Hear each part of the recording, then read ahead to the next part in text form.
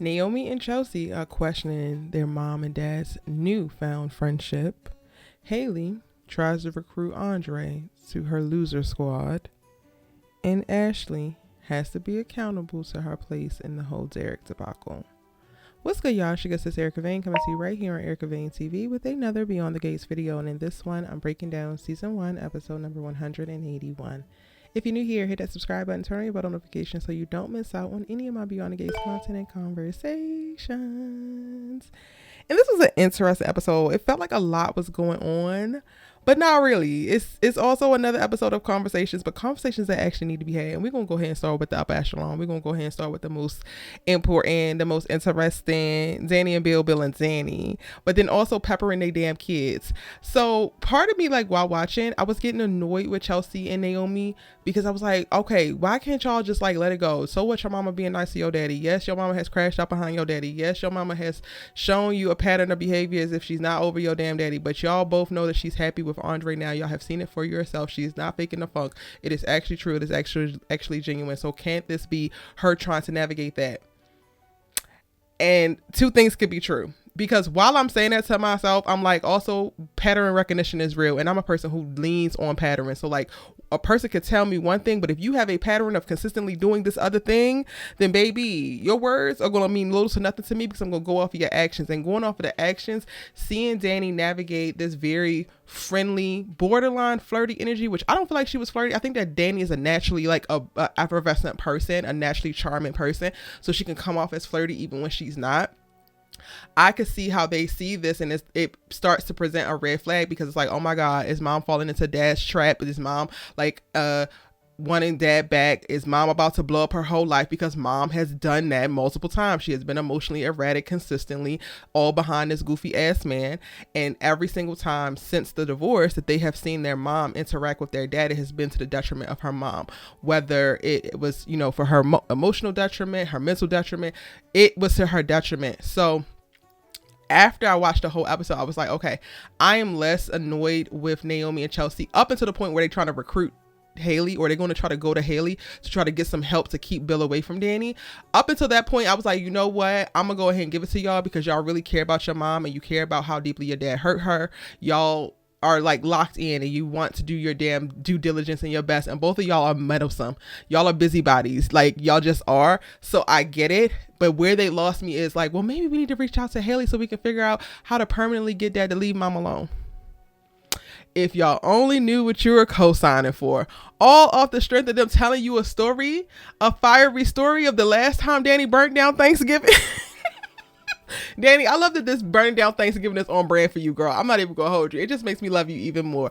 But Bill and Dani connects and tell this story about when they went to this holiday wedding, somebody in the woods. They wound up getting a cabin and Dani set the whole place on damn fire. And it is a cute story. It is something that goes back before they even had kids. And I get how like going down memory lane and seeing how they connected, seeing how they have such great synergy, it could be a little bit off-putting after you have just watched these people be at each other's throats for the last 4 to 5 months. But to me, on Dani's side, it felt like, no, she's just telling a story and she's in a really good place. And that to me is mirrored once we get through this and we get to see Dani with Andre and we get to see Bill with Haley, how Bill is more concerned with Dani when she kissed Andre than what Dani is concerned with Haley. When Haley kissed Bill, they don't cut back to Dani. Dani is not actually paying attention to Bill being kissed by Haley. But when Andre and Dani kiss, baby, Bill is locked in like a damn sonar, child. Anyway, but I do want to talk about how this even came about. Dani only goes and brings Bill into this conversation because she sees him about to walk into the whole main area at the country club, and then he sees his daughters and his ex-wife, and then he goes back, and Dani is picking up on what Bill is putting down. And yes, to Naomi and Jake and Chelsea's point, it's like, does mom have like Bildar? And yes, she does. She was married to that man for like 2 decades. She, you know, tailored her whole life around him. She made it her business to know how he was feeling and what he's thinking, what he's could be perceiving. all without any words being exchanged. And that doesn't just cut off because he decides to marry a damn child bride. So I think that Dani saw the situation for what it is, because she's also a deeply empathetic person and she's a very nurturing person. She saw him back away. It's like, you don't have to back away. It's just me and your kids having a conversation in a public area. Like, you can join. Like, I have moved forward. And I think that this is a very healthy thing. I truly believe that Dani is in a very, very healthy place, and she is not in a place where she's just so susceptible to the charms of Bill Hamilton. But I also don't think that she wants to push him out. Like, I think that she still craves the family element that they had built. So while they're not going to be able to engage with each other romantically moving forward, and that's not something that she wants, it doesn't mean that she doesn't want or yearn for them to just be able to kick it as a family. And then also, I think that she picked up on Bill feeling left out, feeling less than, like, he has been emitting these waves for a while now. He is longing for this as well, and she picked up on it and she invited him in because it's no sweat off her damn brow. Like, she's waiting for Andre. She's not hiding anything. Again, they're in public, so of course. But Chelsea and Naomi flip it to like, oh, she lit up when she saw him and this, that, and the third. Dani is a person who wants to help. She's a person who wants to, like, to add value and impact. So being able to bring Bill in so that he's not waiting in the damn hallway, he's not got a sour face on his face, and he be able to enjoy a couple of laughs, we'll be able to kick Kiki as a family. Why wouldn't the hell she want to do that? But because, again, Dani has crashed out so many times and her kids have seen it, it's hard for them to zoom out and get the broader scope and be able to put everything in its proper context. But I'm just telling y'all what it looked like to me. Now, that is from Dani's position. Now, Bill's position, these little kindnesses, these little acts of kindness are the perfect thing that's going to set him up to fall back in love with Dani. He ain't gonna be able to control himself, because no matter how many times he tells Vernon that he's happy, no matter how many times he tells Vernon that, yes, this is my family and this is what I want to do for Haley, it's very much so giving you want that old damn thing back. And the more that you're reminded about how great that old thing was, you were just telling Vernon about how those great moments were the best times of your damn life. Now you're going down memory lane prior to y'all even having kids, and how in sync that you were and how much fun you had. And you had a little sexual reminder as well, because she about to burn down the house with the damn candles, or the cabin with the candles, while you trying to get it on. Like, all of those things are setting him up to fall in love. And then his little, like, ego prey drive, right, is also going to kick in the more he sees the public displays of affection between Andre and Dani. Like, in addition to, like, the nostalgia, he's already longing to be back where he was. He's already missing so much, and he's starting to feel that he's missing in his life.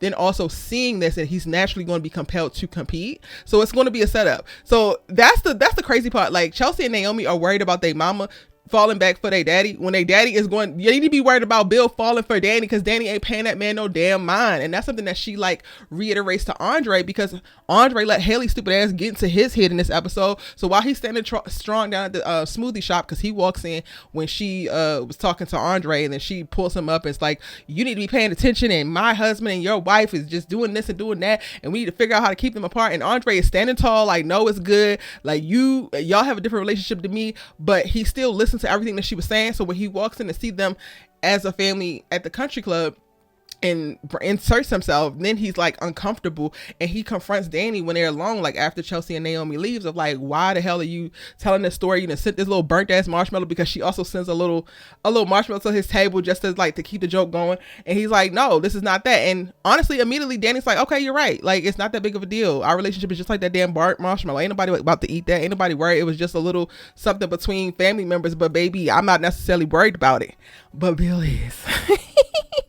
But I hate that Andre is still in such a vulnerable place. Like, I think because he is deeply in love with Dani now, and he is all in, that is putting him in a place of insecurity, because he doesn't have, like, a safety net. Low key, Ashley was the safety net before. He could navigate Dani with a little bit less guardrails, with a little bit less of his guard up, because worst come to worst, he could just fall back to the frumpy vanilla white woman that was waiting to catch him when he fall out of Dani's bed. But now that he's cut that off completely, he has gone all in, and he's given Dani his full heart. He's been honest with Dani about his longing for family and the grief tied to losing his parents. He is in this, and he, I think, could be more easily swayed at this point to think otherwise, not be as confident as Dani is navigating her post-divorce friendship with Bill, because he would lose a lot more. It would really hurt if she was to walk away and choose Bill over him.